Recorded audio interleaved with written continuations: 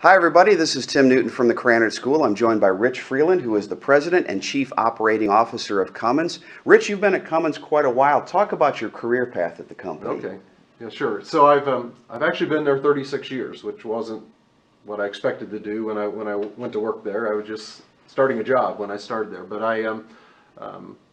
my first job was in the production area. So I graduated on May 13th, went to the ceremony, and started on second shift at Cummins in the production area on May 14th as a foreman. So that was my entry into Cummins, and in fact, one of the highlights where I learned a lot about the company, a lot about the people, and began my journey. What drew you to Cummins in the first place? I think I wanted to work for a company that made a product. So I grew up on a farm, so I was around products. I worked in factories through the summer. So that had some interest to me versus being in banking or IT or something else. So I like the product, but two is this, I spent time and interviewed people, but more spent time in the company. This philosophy of teamwork and how people work together was really important to me. And again, I wouldn't say I knew that before I got there, but once I got there, I saw that immediately, and that was what really kept me at the company.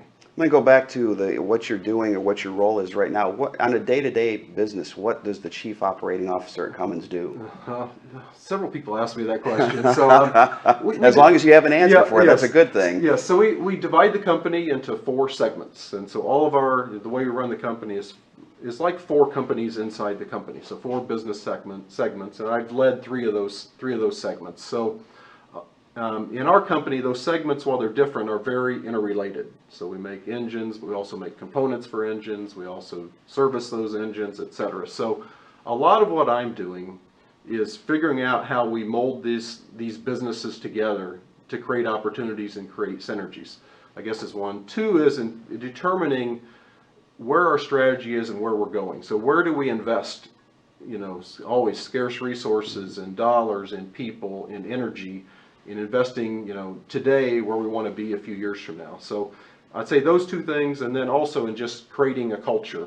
So how, and again, back to this teamwork, how am I creating a culture and processes and infrastructure that encourages that everyone's giving everything, working together and leading in the same direction. What is Cummins looking for today?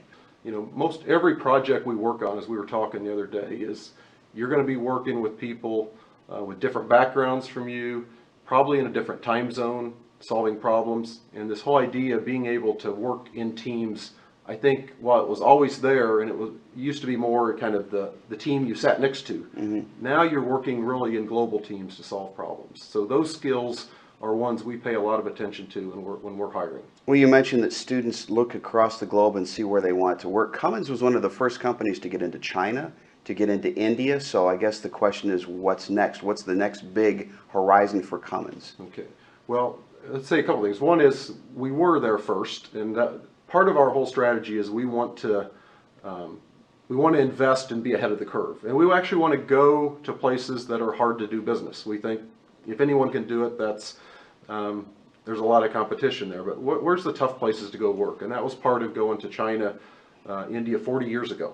And in fact, we didn't make much money there for a decade in those. Today, I'd say some areas we're looking at that we're trying to be first is in the continent of Africa, where in fact, where most of our markets are down. We'll grow over 15% this year in Africa, and investing in a workforce and investing in local talent is part of our whole strategy. So our strategy isn't to succeed in other countries with people from the U.S. It's really to succeed with local leaders, local managers, where we can, of course, supplement it with some knowledge and skills from the U.S. But so Africa is a place, the Middle East is a place that we're going to continue to see growth. You said a couple of minutes ago that you were interested in getting into manufacturing when you came out of school. Is manufacturing making a comeback? We hear about that. First of all, is that true? And second, did it have to come back? Did it go anywhere? I don't know that it went anywhere. I would say U.S. manufacturing went through some lulls. Mm-hmm. Okay, and I think even in our company, as some costs got out of control, and we were growing in other parts of the world, and we grew there. But you know, we're seeing a major comeback now. You got to make product. That's how you differentiate, at least in our world. And so being great at manufacturing is one of the ways you differentiate that. And there's just lots of all the advanced manufacturing skills, talents, the way to use technology now that we didn't even think about 10 years ago. It's an exciting place to be. It's high tech people, it's high touch, it's high people. So you know, I really encourage people, if you want to learn a business, learn a company. You know, again, I'm a little biased because I did that, but there's no better place to do that than in manufacturing. Oh, I'm glad you mentioned technology, because we have a saying here at the Krannert School that big ideas don't change the world until they go to market. So at a company like Cummins, you've got the technology side where you have to develop new products, but you've also got to get those to market and make money on them. How do you merge those two processes? Well, that's the secret. If you win, you got it right. So what we're trying to do is, and again, you succeed sometimes, you fail, but when we do it right, we're really understanding how our products are being used. And so it's really getting into our customers and see how they do business, how they do work, and then what can we create to solve a problem for them. So it's, you know, I always encourage people, it isn't just going out and asking a customer in our world, you know, what do you need from us? And they'll say, well, I need uptime, and I need reliable products, and I need good fuel economy. You know, I already know that. Mm-hmm. What I want to know is understand kind of what's the issues they're really having. Oh, I'm having driver turnover. If we could do something with our product that would solve the driver turnover problem, you know, that would bring product to us. So I think it starts with the customer and deeply understanding the customer, what their business is. How can you make them more successful in running their business? And then you bring that back and say, what are all this? We have all these technologies and all these skills. Can we pull from that palette and bring something that really makes a difference for the customer? How did Krannert and Purdue prepare you for all this? How did they get you ready for this kind of a challenge? It was a big part of my development. I was I'm probably a unique case, but I came to Purdue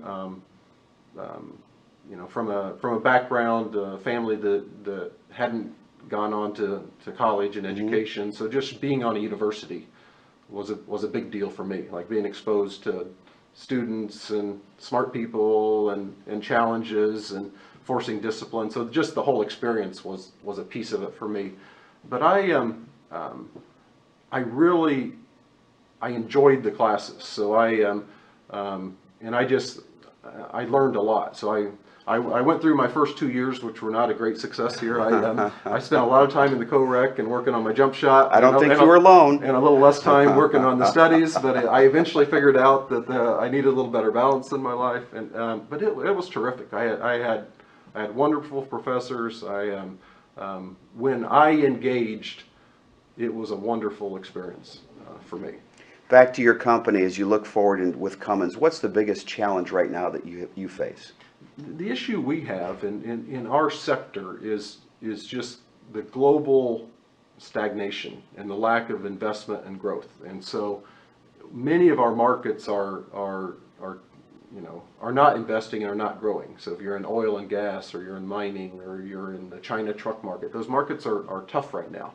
And so our challenge is, how do we find ways to grow at a time where we've got some headwind from our markets? And two, how do we continue to invest in new products? So you want to continue to invest, because what you're investing in now actually shows up in the market, 3, 4, 7 years later. And so at a time of no growth, how do you create the opportunities to invest so that you have growth in the future, but yet find your own growth right now? So that's the challenge that many of us are facing right now. And you managed to answer the second question of that, or the second part. The biggest opportunity is to find those places. Exactly right. Exactly right. And again, it doesn't necessarily have to be new geographies. It can be in existing markets that are big, but how can you bring something new to those markets and gain share and gain opportunities in those markets? So that's really our focus.